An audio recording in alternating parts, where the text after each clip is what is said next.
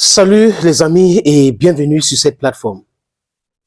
Guillaume Kibafori Soro est en détresse. Il a maigri. Guillaume Soro est pourchassé partout dans le monde. Les amis, dernièrement j'étais à Dubaï, je n'ai pas su qu'il était là, je devais tout faire pour le rencontrer. Peut-être arracher une interview de la part de Guillaume Soro. Malheureusement pour moi, je ne savais pas, peut-être... bon, Dieu se sait. Les amis, je ne suis pas ami de Guillaume Soro. J'ai combattu Guillaume Soro en 2010. J'ai trouvé qu'il était un Machiavel et qu'il était animé par le machiavélisme. Le fait de laisser son bienfaiteur, de laisser son mentor pour aller soutenir quelqu'un qui a créé la rébellion et on l'a introduit là-dedans, c'était quelque chose de très dangereux. Qui tue par l'épée, meurt par l'épée. Guillaume devrait comprendre cela. Il fallait qu'il reste dans le bon côté de l'histoire. La vie flash que nous voyons là est généralement éphémère. Le mensonge aussi est éphémère. La vérité est éternelle, les amis. Guillaume Soro s'est engouffré dans quelque chose. Oui, il a pensé que la France devait continuer à l'aimer. Regardez, pour les intérêts géopolitiques aujourd'hui, la France a refusé de renouveler ses papiers parce que la France est en train d'utiliser Alassane Dramane Ouattara comme un marionnette dont on le télécommande. Donc, il demande aussi de temps en temps, ok, si vous me télécommandez, donnez-moi aussi ceci. Et là, c'est la tête de Guillaume Soro. En Belgique aussi, exactement la même chose. Il part à Dubaï, exactement la même chose, les amis. Et il est partout maintenant en train de... Heureusement, l'autre jour, j'ai appris que c'est Vladimir Poutine qui l'a aidé à ne pas se faire arrêter à l'aéroport d'Istanbul. Que Alassane Dramatique Ouattara avait tout fait, envoyer les policiers là-bas pour l'arrêter, les amis, avec une procureure. Voilà le monsieur que certaines personnes osent venir sur les réseaux sociaux essayer de défendre. Ce monsieur est très dangereux pour l'Afrique. Je répète encore, Alassane Ouattara, c'est le plus gros danger de l'Afrique actuelle.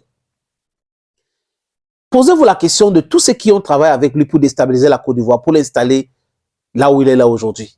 Ils sont où? Pourquoi de façon systématique, c'est l'élimination de tous ces gens-là? Regardez avec Babo, tous ceux qui ont travaillé avec Babo, ils sont où? Ils sont là, ils sont en train de rejouer maintenant de leur liberté. Pourquoi est-ce que on ne peut pas voir nos intérêts? L'intérêt du peuple africain, c'est la vérité. L'intérêt du peuple africain, c'est la libération. L'intérêt du peuple africain, c'est de se débarrasser de l'impérialisme. Voilà l'intérêt du peuple africain. Guillaume Soro, c'est un enfant d'Afrique. Je dis encore, s'il change, nous devons travailler avec lui. On peut pardonner à tout le monde, les amis, et on avance.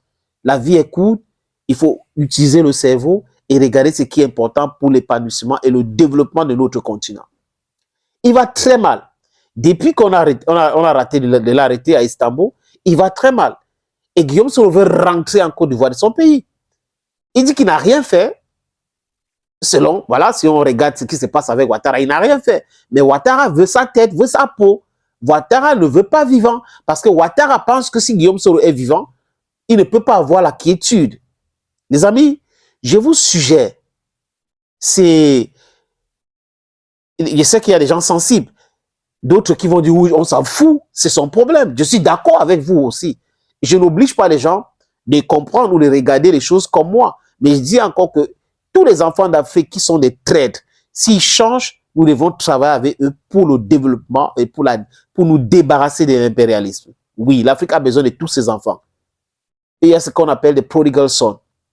L'enfant prodige, qui a fait ce qu'il a fait après, bon, quand il revient à la maison, on peut, oui. Mais on ne doit pas accepter que ce monsieur qu'on appelle Ouattara continue de menacer tout le monde, de mettre tout le monde en difficulté, d'imposer la dictature ou la démocratie des âmes en Côte d'Ivoire. On doit mettre un thème à cela, les amis.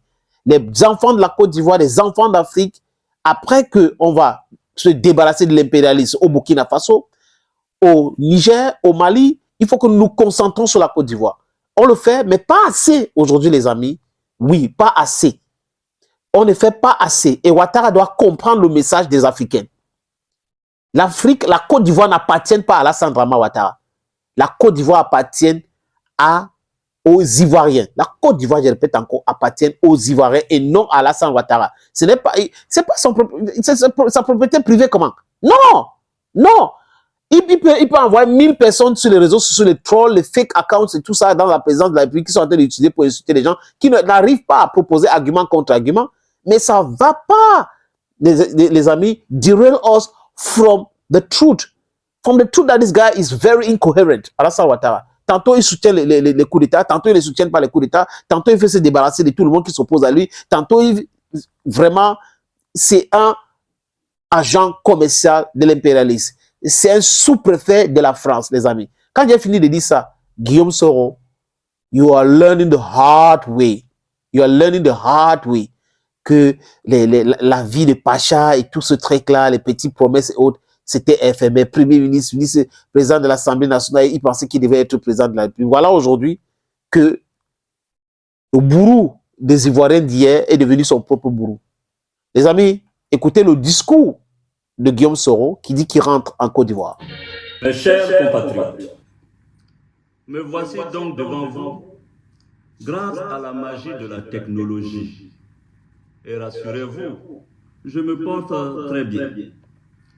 Vous l'avez appris, M. Ouattara a tenté de m'arrêter à l'aéroport d'Istanbul et de m'extrader par la procédure d'urgence en Côte d'Ivoire le 3 novembre dernier. Ceci n'est pas discutable. Depuis ces 5 longues années, son obsession forcenée à me mettre aux arrêts ne s'est jamais flétrie. Pis, elle s'est aggravée. Après m'avoir fait condamner par une justice émasculée aux hommes, successivement à 20 ans et à perpétuité, la vieillie, hein? Il a entrepris de déclencher contre moi une féroce chasse internationale à l'homme en dépit des décisions de la Cour africaine des droits de l'homme et des peuples qui a annulé toutes les poursuites contre ma personne parce que, vous le savez bien, elles étaient politiquement motivées.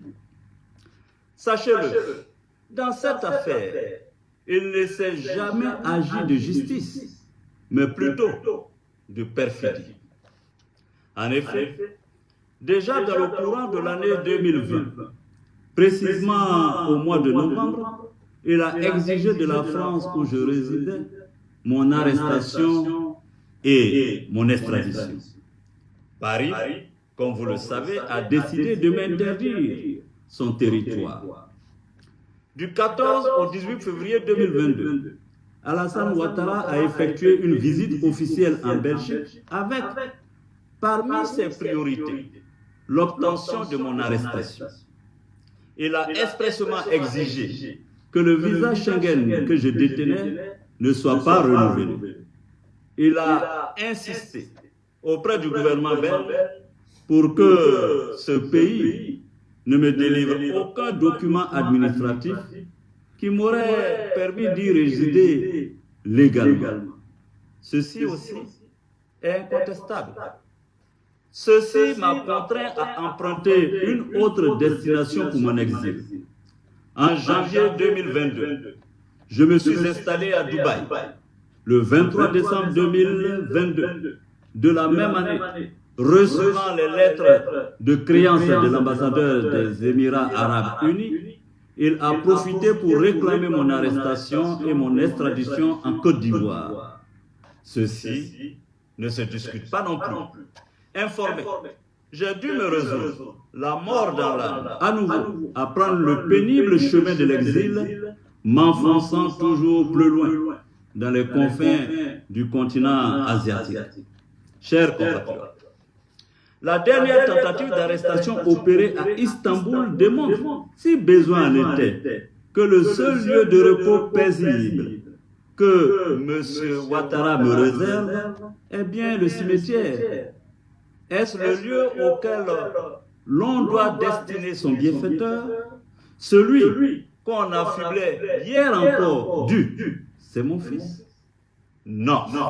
Je revendique le droit légitime à la vie et je n'irai pas plus loin dans mon exil. Je refuse d'être un fugitif, d'autant plus que, devant Dieu et les hommes, je ne suis coupable d'aucun forfait qui mériterait un tel châtiment. C'est pourquoi j'annonce ici et maintenant, que je mets fin à mon exil. Car il m'est pénible de vivre loin de ma terre ancestrale et natale d'Afrique. Je veux vivre dans la quiétude avec ma famille, mes proches et ceux que je chéris le plus. Je veux pouvoir contribuer à la réconciliation des fils et des filles de mon pays et apporter ma pierre à l'édification de la paix, de la concorde entre les peuples d'Afrique.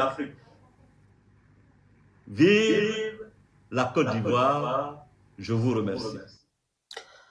Voilà, les amis, c'est Guillaume Kibafori Soro, ancien Premier ministre, ancien président de l'Assemblée nationale, président de la FECI, aujourd'hui en disgrâce avec Alassane Draman Ouattara. Alassane Ouattara n'aime personne. La seule personne qu'Alassane Ouattara aime, c'est lui-même. Et après, ses enfants. Et on peut parler de ses proches, vraiment du sang. Le reste, ça ne l'intéresse pas. Il utilise les gens, après il se débarrasse de ces gens-là comme des papiers de toilette. Et Guillaume Soro n'avait pas compris. On a dit, les archives sont là les amis, depuis 2010, on le disait. Laurent Gbagbo le disait. Il a fait même une photo où il disait comme ça. Il faisait comme ça. Que vous allez voir le cauchemar que vous êtes en train de vous attribuer comme soutien aujourd'hui. Et aujourd'hui, regardez Guillaume Soro, il est méconnaissable. Il a tellement maigri. Mais les amis, regardez pourquoi nous devons lutter pour l'indépendance de l'Afrique. Regardez pourquoi nous devons lutter pour l'indépendance économique de l'Afrique. Regardez pourquoi nous devons lutter pour nous débarrasser de ces gens-là. Voilà une autre raison que la jeunesse ivoirienne devrait prendre pour se débarrasser de ce monsieur. Oui, quand on va finir de se débarrasser de lui, même Kibafori Guillaume, on va les sideline. Il a été manipulé, il ne savait pas. Il ne savait pas que c'est la manipulation, il ne savait pas qu'il était en train de jouer un rôle qu'on lui avait donné dans un film et que quand on va finir, on va le jeter comme le papier toilette. Regardez ce qui lui arrive aujourd'hui, les amis.